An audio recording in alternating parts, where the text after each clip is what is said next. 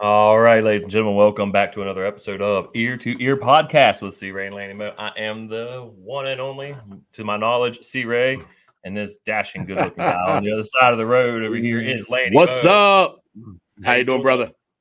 Hey, man, another day in paradise on the mountain. Yes, another sir. day up here, man. I love it. How are you doing tonight, bud? Good, my man. Good. All right, good deal, man. Well, if I was doing any better, I wouldn't be able to contain myself. Well, it is the day after football season has officially ended. The Super Bowl last night, dude. Me personally, snooze fest of a game until the snooze fest of a game for a while. 25-22, Kansas City Chiefs, and of course, here we have the real winners of the Super Bowl. I had to throw that in for everybody, and I just had to do it. But for me personally, man, I was like, first quarter, this is boring. I was thinking about maybe flipping to something else for a little while. Second quarter, not much better. Third quarter picked up a little bit, but the fourth quarter was fun to watch. That was good back and forth football. Yeah. Made it interesting, and made you kind of bite your nails a little bit to see what was going to happen. But at the end of the day, Patrick Mahomes comes out on top again. Finally has more Super Bowl wins than losses to West Virginia, though. So good for him. Skylar Howard, carried us past him a few times in college. But what'd you think, man? Let's hear about what Laney thought of the game. In the great wisdom words of the nature boy Ric Flair, to be the man, you gotta beat the man. Woo! And I'm telling you,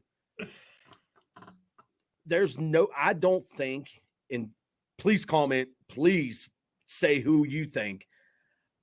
I don't know if there's another quarterback that's playing in the NFL right now that you say, I need a touchdown, and he's going to march 75 yards and get it. And there's no doubt, even Brock Purdy, when they kicked the field goal, a teammate came over to him, high five, whatever, and he went, we just lost. I mean, he basically you could read his lips on the sideline. He went, we just lost, because they know they needed to score a touchdown. And because Patrick Mahomes is going to score a touchdown. Absolutely. And San Fran had every opportunity to put their foot on their throat and put them away. Yeah. And they couldn't do it. Yeah. They could not do it. I mean, who's blocking extra points in the NFL now? I mean, for real. I mean, it was just, I got to give it up for the defense of the Chiefs. The Chiefs. Yeah. Because, I'm telling you what, when it was 3rd and 5, 3rd and 3, whatever, that third down, man, he brought pressure. He did not let him out of the pocket. He did not. He had, if you're going to get this first down, you got to throw right now. 1, 2, throw. Yeah. And he brought pressure. And that's what, obviously, he said, Spags, the defensive coordinator for the Chiefs, said, you're going to beat us. You know what I'm saying? You're a second-year quarterback, and I'm going to make you read the hot route, make a decision in 1.2 seconds, and throw a strike to move the ball. And he did. And people, yes, the Chiefs won. 1,000%. We all saw it. The Chiefs were literally a fumble away. You had from losing that game or something stupid happening.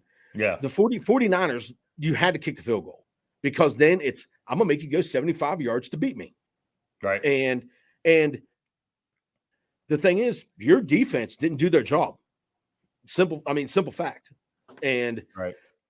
But I tell you what, though, man, there was an awesome, after halftime, after Usher his ass off the floor, it was awesome. You didn't enjoy the halftime show? Dude, listen. Did you see? What? Did you see about the chick falling off the pole? No. Look that one up. Oh, okay. No, I had a few buddies over, and we're throwing darts at halftime, Right. And so next thing you know, somebody made a comment. Somebody said, dude, I think a girl just fell like 30 feet off a pole. And I saw it today at work. One of the guys said something. You just see like some dancing going on, some stuff's happening, and then in the background. Whoa, no shit. I don't Dude. I don't know if she fell 10 feet or if she fell 45, but Trixie went off the pole. So I'm gonna have to look this up. I am gonna look this up. That's unfortunate. But I mean, yeah. listen, I'm not even a rap and hip hop fan, right? Anybody that knows me knows that my music days, as short as the professional music days were, was involved in rock and metal. So not my genre, but I enjoyed it. And I mean, I don't like rap, and I don't like a lot of hip hop. I do like some, but the one thing that I will always give credit to is the amount of skill that you have to be able to dance like that while you sing. I don't get. Listen, I was a drummer. I mean, I could move all four of my limbs at a different pace and do different things, and that's all fine and good. Man, those dudes that go out there and them chicks that go out there and dance like that while they sing is freaking impressive. It is. It is. I mean, it's just that's just all there is to it. But I enjoyed it, man. It took me back to middle school dances. I know you're a few years older than I am. It took me back to like standing. I said a few years older. I didn't say you were ancient. You're like what? You're like 6 years older than me, something like that. But it took me back to the middle school dance days, man. So I really enjoyed it, and it's funny because the wife made the comment. She said, "This Super Bowl presentation was made for the millennials." I said, "What do you mean?" She goes, "All the commercials have like all these little jokes and crap from back when we were like younger, my age group was like 10 to 14, 15 years old and stuff like that." So it was really cool, but I enjoyed the halftime show. But going back to the game, the one thing that impressed me in the game were these kickers, dude. I mean, 55, and then a quarter 56, later, 57, 57. Then they'd come back and kick another one for 53. And I'm like, holy crap, man. And you're sitting here saying, well, they had to kick the field goal, so they got to make the Chiefs go 75 yards to beat them. Like they didn't have to beat you. All they had to go was 30 yards was to freaking tie it. I mean, it's nuts, man. I'm like that first one from 55. I was like, all right, that's impressive. And I think what was the stat? It was like in Super Bowl history until last night in Super Bowl up to last night, there were 7 field goals for more than 50 yards. And they kicked 3 over 50 yards last night alone. Yeah. But you were right. The Chiefs, man, I really thought they were going to lose. The turnovers, Patrick Mahomes throwing that pick, which not the biggest deal because they didn't score off of it, but it's like you look at I guess the best way to say it is San Francisco was not without chances to win that game. They had plenty of chances to put that game away. And then, Christian McCaffrey, who I've always been a huge fan of because he was, obviously with the Panthers until a couple years ago, coughed up the ball. And I'm like, and that's really unlike him. He doesn't fumble very often. They said something. It was like 400 and some carries without a fumble. Yeah. That's 400 handoffs. Think about that. Yep. Without coughing one up. Yeah. That's insane. He's always been good. And he does kudos to the Panthers. Right. That sucks. But kudos to the Panthers for trading him. Idiots. I'll never let that die. I'll never let die what's going on in Carolina right now.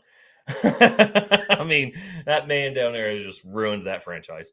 You know what though? Before we started here, you were making an interesting comment about I don't know where you heard it or where you read it. Somebody, I think some other football player, I think said it, but you said that some teams just don't know how to win. One of my buddies made the comment. Okay. And I think right now the 49ers are kind of a good example of that because they've been to 3 Super Bowls in the last 10 years and they've lost all of them. Yeah. And it's like at some point you got to turn the corner, right? Yeah. One of my buddies, we talk softball and we talk, all kind of sports. And he's like, there's teams that just don't know how to win. He said they can put it together the whole season, but when it comes down to it, when you need it, you can't do it. You can't win. Yeah. And in winning, it kind of becomes contagious. And next thing you know, you're like, I might not have been a part of this team last year that won, but you know what? These guys know how to win. And now I'm part of that, Right. And the Chiefs, I just have a feeling that they look down that sideline, down 10 going,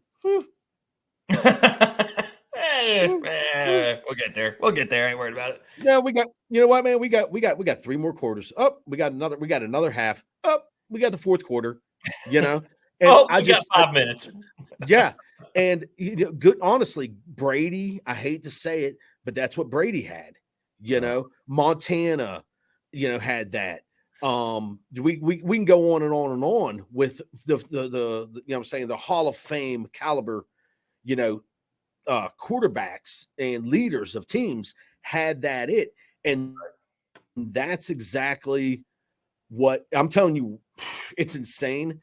If the Chiefs organization keeps paying, like Mahomes is going to make $500 million, and he's a young man. I think this is his 6th year in the NFL. So he's still locked in for like another 4 on this contract. That's going to put him in. He could play 12, 13, 14. I'm saying the guys don't hang around like they used to, Yeah. They get their 12 years in. It's like, you know what, man, I'm done. But if he starts chasing records, and Kelsey's 34, I mean, he's looking for love in all the right places right now. And it's like, he just might hang it. He might just say, you know what, man, I got next year. I'm done. There's nobody. You got to step away at one time or another from every job, every occupation. Right. But you don't want to go out punch drunk and being that, man, he was so good, Yeah. But I'm starting to ramble a little bit, go off track. But if the Chiefs organization pays these guys, honestly, they might win another 3-4 over the next like 7-8 years. Listen, and it's a dangerous comparison to make. Well, first off, you're right about Kelsey. He is looking for love in all the right places, and pretty soon he's going to hang it up and go on tour with Tay Tay. Yeah, she's going to get off the bus. He's like, hey, I'll be here when you get back, honey, and he's going to chill in the bus. Nah. Hey, she's at that I don't want to be ignorant with this, that nice breeding age. And so don't be surprised if she don't become fertile myrtle and start throwing some kids out before too. I'm just saying. I mean, he could be like, you know what, tonight, it could be I might impregnate you. So bus is rocking, don't come knocking, I guess. Oh yeah. But going back to football here. Still rooting for those kids. Go ahead. Absolutely. Yeah. One more thing to say about that. Everybody's making all these big deals all season long. The broadcast last night was 4 hours and 8 minutes, and she was on that broadcast for 54 seconds. Not even a full minute of a 4 hour and 8 broadcast. And people have been complaining about this all year. And it's like, come on, people, get over yourselves. Find something that's legit to complain about. Okay? My dad was, but Doc, the thing is, but the thing is too, they see it. You see it as 54 seconds or whatever, but they see it as like 3 seconds, 3 seconds, 3 seconds, 3 seconds. And it was like death by 1,000 paper cuts. Yeah, with her. Listen, I'm tired of seeing Travis Kelce at her concerts. It's a freaking music concert, not a football game. Come on. But no, it's going back here. It's a dangerous comparison to make. And I'm not a Patriots fan, Tom Brady fan, nor am I a Chiefs fan. If anybody pays any attention to this podcast at all, they've learned by now that I am a very burned and scorched Panthers fan. But I don't think it's too far to say that Mahomes and Andy Reid might be the best combination since Belichick and Brady. I mean, they put some graphic up last night, and if anybody remembers it, let us know. It was the graphic where Brady was running on the track with a baton, and he handed it off to Mahomes, and it was something about like Super Bowl wins in their first X amount of years or something. And Mahomes is on track with Brady. And I don't think that it's too far-fetched to think that we might look at Mahomes in 10 years the same way we look at Brady now, as, well, we might not like him, but you can't deny that he's one of the best that played the position, that played in the game. I've never been a Tom Brady fan, and I don't know why. I just never liked him, but you can't deny what the facts say. And for some people, that sentence is hard to hear. but it's true. The man was one of the best, if not the best quarterback, to play. Which leads me to a question for you, Lanny. When he left, the whole thing that everybody went through all these years was, is it Brady or is it Belichick? Is it Brady or is it Belichick? Well, me personally, I have my answer. Brady leaves, goes to another team, wins a ring in the first year, right? It was the first year he went to Tampa Bay, won a ring. What has Belichick done since Brady left? Lost his job. Yeah, and can't find another one. But he is 113 years old. So it's true. And I'm not saying that Belichick wasn't a good coach. That's not what I'm saying. No, absolutely not. Because even if you have the greatest players in the world, if you're still a crap coach, you're still probably not going to win. And the vice versa works the same way. You could be the best dang coach in the world, but if you got freaking crap players, there's only so much you can do. I'm not saying they weren't a good team, but that whole argument there for those few years, which one is really the main ingredient here? And I think we have our answer. The man, Brady leaves and wins. Well, Brady leaves, Belichick loses his job. That's a problem that the Chiefs might really have. Is how long does Andy want to coach? I think Andy, because I think he's getting ready to turn 73. Is he that old? Wow, I didn't know that. Yeah, I think he is like 71, 72. He's in that ballpark.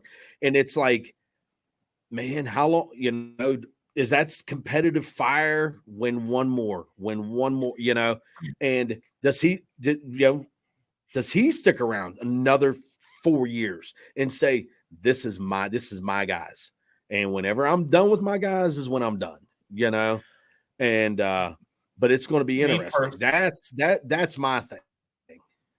I think, and this is obviously coming from somebody that doesn't watch a ton of the NFL.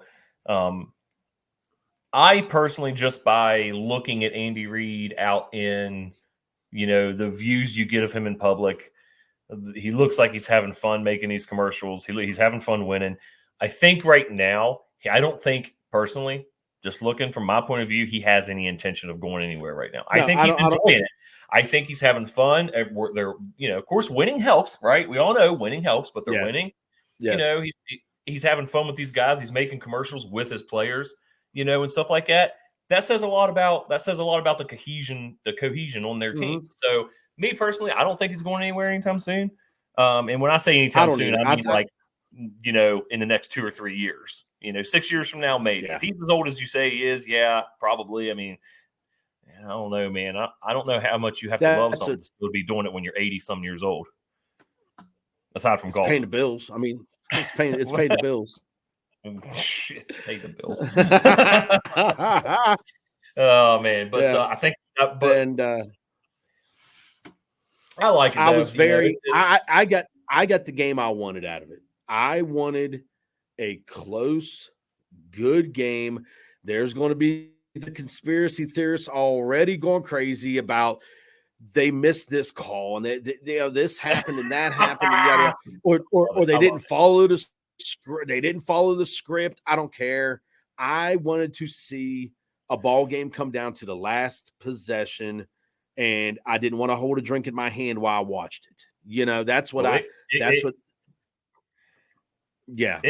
what I wanted. Literally came down. It quite literally came down to the last possession.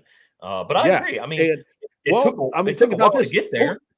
The 49ers, the Chiefs went for it on fourth down. I think that last drive twice. I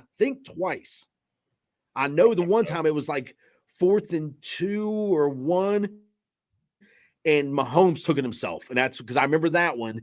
Oh yeah, and they were like, "What do you expect? There's nobody on this team that's going to take the ball out of Mahomes' hands on 4th and 1, Right. And if he trips and falls, that's on him, or he doesn't get it, that's on him. But my goodness, what a play call for the Super Bowl. Basically, we're going to run Kelsey on a 3-yard jam. All we need this guy to do is look that long, and our guy's going to be wide open. And wide open. Money. It was money. Open. Yeah. Money in the bank, dude. Yeah. Dude, and it was hit the confetti. It was, yeah. He's standing there in the end zone. He had enough time to turn around and like watch the ball come to him. Nobody near him. Oh, yeah. It was Yeah. very well drawn up. It was a hell of a play. Harmon said he blacked out when he caught it. He said, I don't, he did. He said, I literally caught it and fade the black for a second. Like, I can't believe, like, I just caught the game-winning touchdown in the Super Bowl. And what's crazy, awesome. on top of all this, he was on Hard Knocks for the Jets. He was on the Jets early in the year. There's a mentalist that comes through and he does prediction. He's like, he reads minds. What was your name? What was your dog's name? I can get, like, he does this stuff. On Hard Knocks for the Jets, he said, who's going to win the Super Bowl? And he said he predicted the Super Bowl score, but he was wrong. He told Harmon, you're going to win the Super Bowl and make the game-winning catch. Nuh-uh. Really? Yeah. Wow, dude, that's crazy. He said, but he didn't say your team. He said, you're going to be on a Super Bowl win. Yeah, one. Yeah. And then next thing you know, his ass gets traded. It's crazy. Conspiracy theories. No, it makes sense then. It makes sense why he left Jets, because he's sitting here thinking, if he means that ain't going to happen here, I got to get out of here. No, they traded. I think the Jets traded. I think the KC traded for him. I think so. I think you're right. Yeah. It wasn't they cut him and then he got, I'm saying, something like that. But anyway, go ahead. It was a good game. It was a good game and we enjoyed it. But man, we got to roll into something here. We got to talk. Okay, let's talk about buckle up. Let's talk about how the state of Texas beat up on West Virginia University Mountaineers this week, man.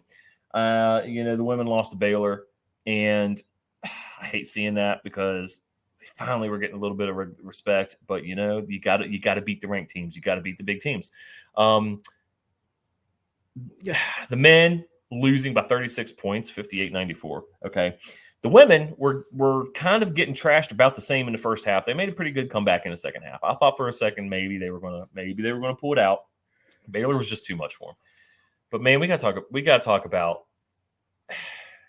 It's not even the game I want to talk about. It's the people that are constantly pulling and making comments and like, we gotta get Hugs back. Okay. Now, this is beating a dead horse in WVU Nation. We know it, okay? We know it. But let's just take a second here and break something down, all right? No one is ever going to deny what Bob Huggins did for the state, for this university, for cancer research, for fundraising. No one's ever going to deny that, okay? And I was just as big a Huggy fan as everybody else in our state. But somebody I read on one of the message boards this past week where somebody basically, in a nutshell, basically said the fact that he did all these things should excuse what he did that got him fired. And I don't know how you come to that logic, okay? But even moving beyond your morality and your own personal moral compass, I think that even getting fired or not, me personally, this season may have been a good season, sure. But what was going to happen next year when all the players he brought in that were one-year players left? Or were we going to have to rebuild, and could we have rebuilt as we should have? And the point I'm getting to here is, what kind of stuff have we really accomplished in the last 5 years? I mean, so this right here is Bob Huggins' tenure at WVU. And we had some good seasons. No one's ever going to deny that. We had some good years. We really did. But if you look at the last 5 years, okay, great. Tied for third in the conference. Fantastic. No postseason. Well, we didn't have postseason in 2020. But the year before that, CBI, which is the pay-to-play tournament, in case there is somebody out there living under a rock that doesn't know that. Didn't even make the tournament in 21, 22. Bounced in the first round. Bounced in the second round. I mean, and it's not, I'm not trying to say like the expectation here is, hey, we should be getting to the Final Four every single year, because that's not it. And I guess that depends on what people want to see. It depends on if people are okay with mediocrity. Do people want to push for us to get better? I guess it depends on what everybody's individual goal is. Me personally, I'm looking at this and I'm saying, look, I love Bob Huggins. I love everything he did, but the game was kind of almost in a way passing him by anyway. Like, how much more was he really going to accomplish in the next, X amount of years here? And I don't know. I think the thing that's killing me is everybody wants him back and wants him back. Well, that's all fine and good, but like, okay, let's say we bring him back. People were calling for him to be fired before he went last summer and, made whatever remark. I can't remember the remark. Oh, I do remember the remark. Yeah. Now, but, we're not going to repeat it. But, made the remark he made and then went and got his DUI and then he got canned. Even before that, people were calling for the man to be fired because the game's passing by. It's not what it used to be. He can't keep up with today's pace. Why is everybody complaining about the fact that he's gone then if everybody was complaining about the fact that he needed to be gone? Because they have to have something to complain about. Yeah, I mean, it's all there is to it. It really bothers me that you're putting what's the cost of wins. If you don't have a coach that's respected as far as not only by his peers, but who makes bad choices for your university, and that's a voice of reason for your university, that's a father figure to these kids that come here to play for him, and you're going to be the disciplinary person that he's supposed to be, and the high control and get the best out of somebody. I'm gonna get the best, and you can't get the best out of yourself. That's where my moral compass is with Bob Huggins. And coaching aside, it's that's not somebody that I want to represent. I'd rather burn the damn thing down and rebuild and rebuild and rebuild than to have somebody, as much as the person that he is, the coach wasn't the same, in my eyes. Yeah. That's a good way to look at it. That's where I'm at with it. And I don't know. We won't ever know if Bob Huggins was walking the sideline this year, what this team would be, where they would be at, but that's something we never will know. And we're not going to know about next year because his ass ain't coming. They're not going to hire him. He's not even going to get an interview. But I mean, I was for Eilert getting 2 years and give him another year. He got a bad hand. I've been saying that the whole time. He's got a bad hand. He got a bad hand. Sometimes, man, you just don't get the cards. That's all there is to it. And I think he's got too much Huggins in him. Huggins will cuss and scream and throw a chair and whatever. I would love to see that out of Eilert. But his offense, but watching Bob Huggins' offense compared to the players that he got to go up and down the court, it's awful. It's like watching paint dry. This bob and weave, and I don't even know what the concept is. Eilert runs the same thing. I thought we was going to see. I thought we was going to see up and down, jack and threes, inside outside gameplay, press, call it off, switch offense, switch defense, multiple movements. I thought we was going to see something. Man, we ain't seen nothing out of these jokers. And right. And okay, so here's one of the things. Here's one of the things that you made the comment about giving him 2 years, and I think about I'm over that. There you go.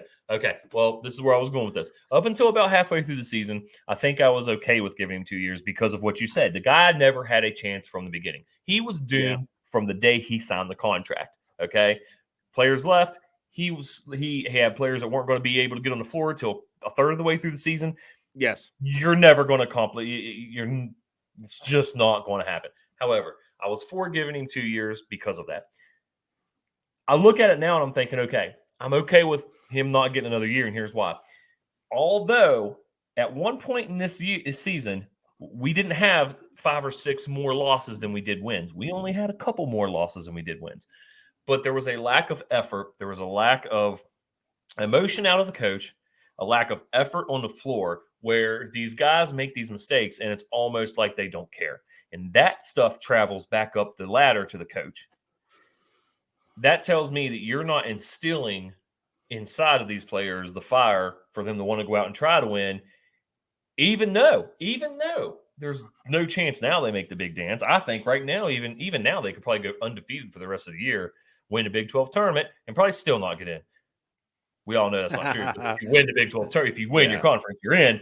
But the point is the point I'm trying to make is there. And I don't know if I want them in. I don't even know if I want them in. Bounced in the first round, I'm sure.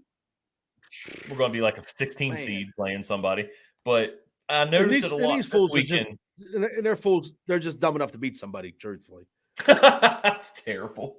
It's funny, but I saw a lot of it this weekend at the Texas game. Is what really lightened it for me. Where I thought I was watching them, and I was watching them make stupid decisions, stupid passes, take stupid shots, not fighting for rebounds, and I thought there's no fire. And yeah, I know some of the people out here are going to say, well, of course there's not going to be any fire. Look at where they're at. They're like 8-15 or 8-16 or whatever it is now.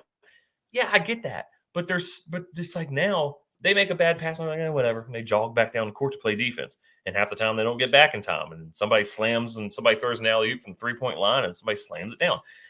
And a lot of this comes back to the coach. If the players don't care, then the coach probably doesn't care. And as big as an opposer to Neil Brown as I have been, the one thing he has managed to do over the last 2 years is get players to buy in and care. No matter, even when I was ready to fire him at the end of last year and wasn't excited at all about this year, they cared. And there's a big difference in that. And you can see that between the players on the court and the players on the field who cares and the reflection of that from the coach. So I think for me, that's kind of why I'm like, okay, yeah, I get it. I don't think Allard's the guy here. My biggest thing is that I see the same bullshit mistakes made against Radford that you're making against Texas 20 games later. 75% through the season. Yes. Yeah. And I don't see change. I don't see, okay, we're going to, we got to try this or we got to try this. We're going to, I'm not a coach. Don't ever claim to be. I coached 3rd and 4th grade basketball. And it was the first one to score 10 points won. And it was like, but I tell you what, I was the only coach in 3rd and 4th grade basketball running the 1-3-1. But anyway, that's a good foundation, man. But I'm just saying, it's like if you see that it's not working, you got to change it. You got to change it. And you talked about Brown. Brown changed. He changed. Yeah. His aspect and said, you know what? I'm going to call the plays, or my defense is going to run this because I trust my coach that's ran this in the past. We're moving. And that's what you're going to see this year out of Brown. This team, football is going to be different. Next year, I guarantee you basketball is different because I can't see Allard coming back. I can't. And will I be disappointed? Probably. A little bit that he didn't get a second year, but I don't think he deserves it. There's nothing in my crawl that makes me say, you know what? He deserves it. There's no deserving about it. No, there's not. I mean, there's the lack of, the whole game, he stands there and just watches. It's like he's a spectator that won a contest where he gets to stand in front of the scorer's table and watch the game. So that's what it is. And a spectator that won said contest would probably have more damn emotion. He doesn't, and you see it in the players. It trickles down. Now, there is a little bit of emotion in the players when they make a good play or something like that, but it's like when they screw up, they don't care. Yeah. In that game at Texas, that game was over after the first 4 minutes of the game. That game was done after the first 4 minutes. I saw that and I was like, yeah, this is going to get bad. It's going to get bad quick. And they were down 25 at halftime, and they lost by almost 40 points. Yeah. We're recording this right now, obviously. And here in 28 minutes. Well, 28 minutes, they're going to play TCU at TCU. The line, for those who like to sprinkle a little bit of parlay action or bet on basketball, football, not condoning it. We're not a gambling site. But if you like to partake on some wagers, the line tonight is 12.5 points. West Virginia's getting. I don't know how the hell you could take West Virginia on the road. There, I think it's ridiculous. Their average, especially if you throw that average where they lost by 36, their average road loss right now is like 19.5 points. Is their average loss on the road? It's like sounds like they totally sounds like a. It's like they forget how to get off the damn bus, you know. And I don't know. It's highly disappointing because you just hope and you got your bucket list that everybody wants to see a national championship besides for rifle, you know. And but I mean, it's like, man, it's hard. And I'm done with Allard. I'm over it. I just don't know. And I'm done with Huggins. I think you sometimes you got to pull that bottom card, let the house fall, and let that deck of, you know what I'm saying, that house of cards fall, and you got to rebuild. And I don't know where you start at.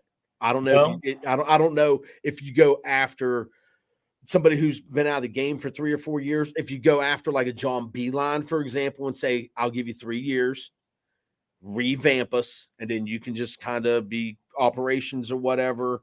I don't know if you go after that, you know, no, he'll never come, but like Missoula type 36-year-old coach that's at a very prominent program that's winning, you know, he's like Kellogg was, where he was like 112-23, you know, something ridiculous. Like, I don't know what you do, but Huggins and Eilert, this whole staff, I'm over it.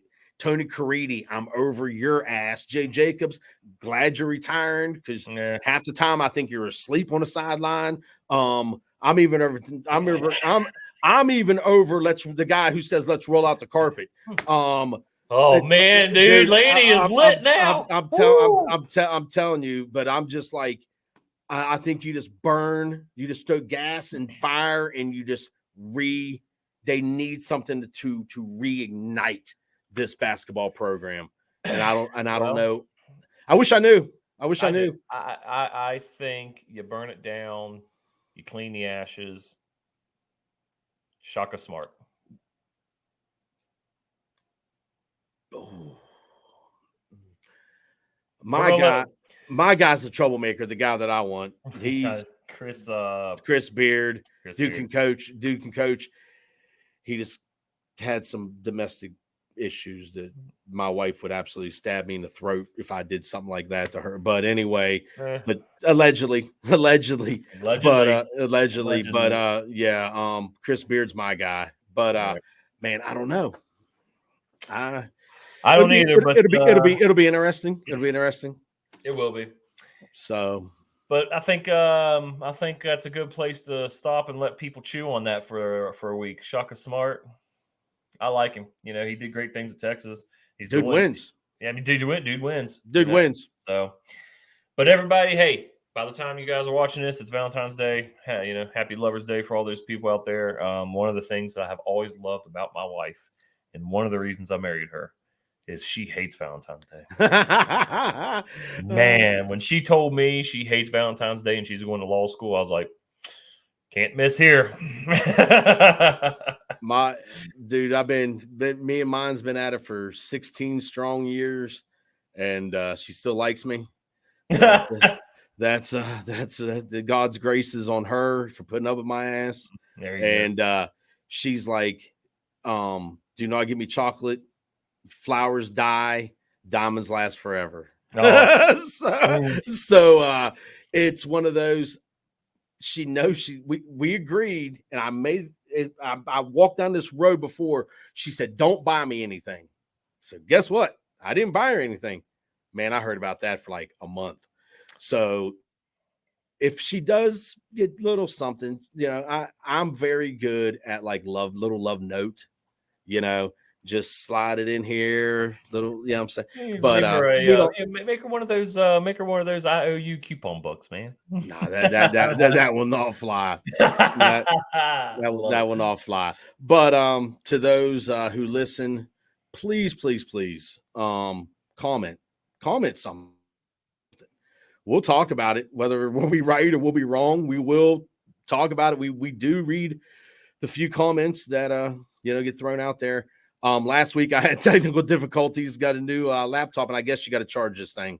I guess so. So I failed to, and Corey closed it out for us. So appreciate that. Left me hanging last week up here by myself, man. I looked at the screen, I was like, what the hell just happened?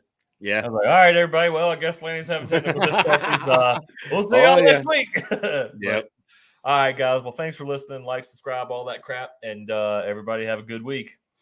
Hope we kept you entertained from ear to ear. Have a good week. Let's go Mountaineers. Have a great time.